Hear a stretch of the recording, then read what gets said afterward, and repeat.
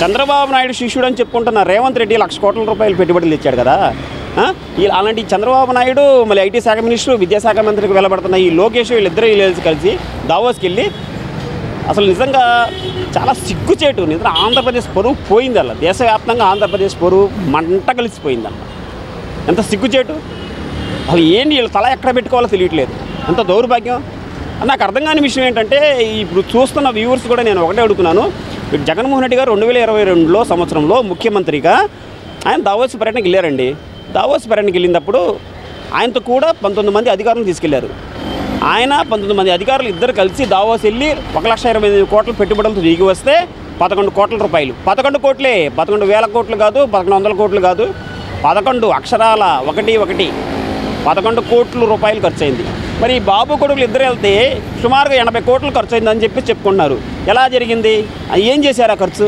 పోనీ అయితే అయిందండి, 80 కోట్లు ఖర్చు కాదు, అవసరమైతే ఇంకో 10 కోట్లు 20 కోట్లు వేసుకుంటే 100 కోట్లు ఖర్చు అయితే అయింది. ఏమైనా పెట్టుబడులు ఇచ్చారా అంటే ఏం లేదు, సున్నా.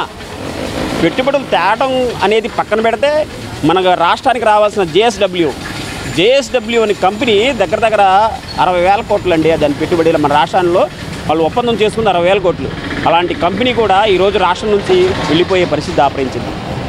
ఎందుకు వాళ్ళు ఎందుకు వెళ్ళాల్సి వచ్చిందని చెప్పేసి చూస్తున్న వాళ్ళు కూడా వాళ్ళ మనసులో ఒక భావన కలగచ్చు, ఒక అనుమానం రేగచ్చు. ఎందుకు వెళ్ళిపోయారంటే ఈయన ఈ జేఎస్డబ్ల్యూ కంపెనీ అధినేత ఎవరైతే ఉన్నారో ఆ అధినేత జగన్మోహన్ రెడ్డి ఇద్దరు సంథింగ్ ఏదో జరిగింది, ఏదో లంచాలు ఇచ్చారు, పుచ్చుకున్నారని చెప్పేసి ఆ యొక్క అభియోగం తీసుకొచ్చారు. అంతేకాకుండా ఏదో అమ్మాయి సినిమా హీరోయిన్తో ఈ జేఎస్డబ్ల్యూ అధినేత ఏదో కనెక్షన్ ఉంది, లేదా ఇల్లీగల్ కాంట్రాక్ట్స్ ఉన్నాయని చెప్పేసి అదొక అభియోగం ఇచ్చారు.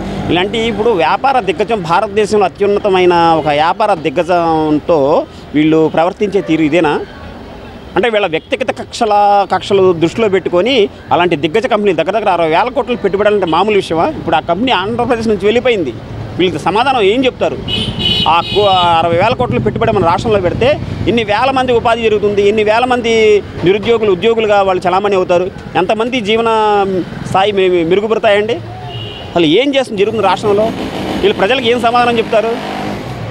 వీళ్ళకి తెలిసిందల్లా ఒక్కటే, జగన్మోహన్ రెడ్డిని తిట్టాలి, జగన్మోహన్ రెడ్డి స్థాయిని దిగజార్చాలి, జగన్మోహన్ రెడ్డి గారి యొక్క ప్రతిష్టను పలుచన చేయాలి, లేదా ఎవరైనా ఈ ప్రభుత్వం మీద గట్టిగా మాట్లాడితే వాళ్ళ మీద కేసులు పెట్టాలి, ఇంకా కాదు అనుకుంటే వాళ్ళ మీద దాడి చేయాలి, లేదు కాదుకూడదు అనుకుంటే భౌతికంగా వాళ్ళని అంతమొందించాలి.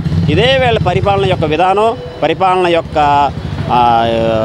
వీళ్ళ పరిపాలన అలా సాగుతుందని చెప్పేసి ఈ సందర్భంగా నేను గట్టిగా చెప్తున్నాను. దేనికి వీళ్ళు దావోస్ వెళ్ళింది? దీనికి సమాధానం మీడియా సమాధానం చెప్పాలి కదా.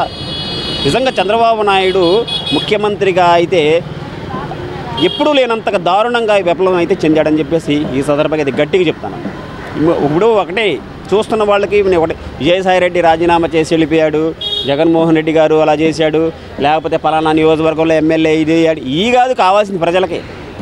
ప్రజలకు కావాల్సింది ఏంటి?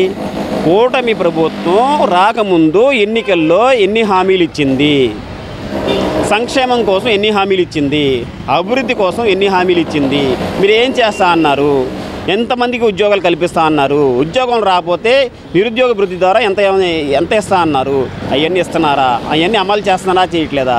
మాకేం కావాలి? ఈ రోజుల్లో ఏ వ్యాపారస్తుడు చూసినా సరే నిజంగా అలో లక్ష్మణ్ అని చెప్పేసి కూర్చుంటున్నారు. ఎవరికి వ్యాపారం లేదు. చిరు వ్యాపారస్తుల దగ్గర నుంచి బడా వ్యాపారాల దగ్గర ఎవరికి వ్యాపారం లేదు. ప్రజల దగ్గర డబ్బు లేదు. అసలు డబ్బు అనేది రొటేషన్ అవ్వట్లేదు. అసలు ఈ రియల్ ఎస్టేట్ వ్యాపారం అయితే పూర్తిగా కుదేలైపోయింది. దాని గురించి ఆలోచించాలి. ప్రజల యొక్క జీవన శైలి, ఆర్థిక స్థితిగతులు మెరుగుపరచాలి. ఇలా ఆలోచించాలే కానీ విజయసాయిరెడ్డి గారు వెళ్ళిపోయారు, ఆయన వెళ్ళిపోయాడు, వాళ్ళ నాయకుడి మీద నమ్మకం లేదు. మరి నేను వీళ్ళకి సూటిగా ఒక ప్రశ్న అడుగుతున్నాను, మీ ఛానల్ ద్వారా వాళ్ళకి ఒక ప్రశ్న అడుగుతున్నాను.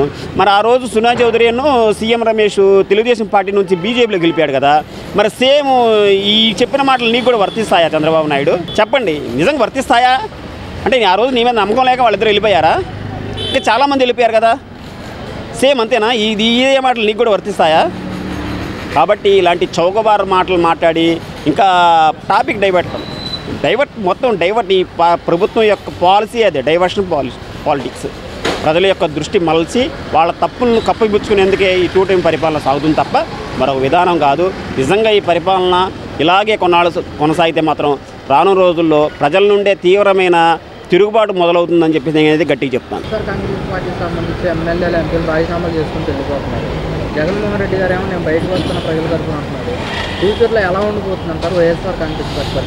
జగన్మోహన్ రెడ్డి అయితేనేమి, వైఎస్ఆర్ కాంగ్రెస్ పార్టీ అయితేనేమి ప్రజల కోసం, ప్రజల కొరకు, ప్రజల చేత నిర్మించబడిన పార్టీ ఇది.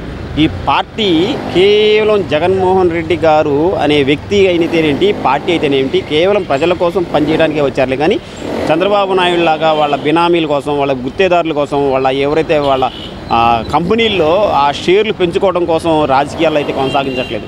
చంద్రబాబు నాయుడు రాజకీయాలకు ఎందుకు వచ్చాడు? తన వ్యాపారాలు వాళ్ళదంతా ఒక ప్రోగ్రామింగ్ అండి. మన వ్యాపారస్తులు, మన వ్యాపారం, మన యొక్క షేర్లు ఇవన్నీ ఎక్కడ తగ్గకుండా అలా కొనసాగాలి అంటే మన చేతిలో పవర్ ఉండాలి అనేది వాళ్ళ అభిమతం. అంతేలే కానీ ప్రజలకు ఏదో మేలు చేయాలి, ప్రజలకు మంచి జీవన విధానం కలిగించాలి, ప్రజలకు రక్షణ కవచంగా ఉండాలి, మన రాష్ట్రంలో భారీ పెట్టుబడులు తీసుకురావాలి అని చెప్పేసి, లేకపోతే నిరుద్యోగ యువతకు ఒక ఉద్యోగ భద్రత కల్పించాలి, అలా అట్టాడిగా అనుగానిన వర్గాలకు ఒక చేయూతకు నిలబడాలనే దృక్పథంతో ఈ ప్రభుత్వం పని చేయట్లేదు, చెయ్యదు కూడా.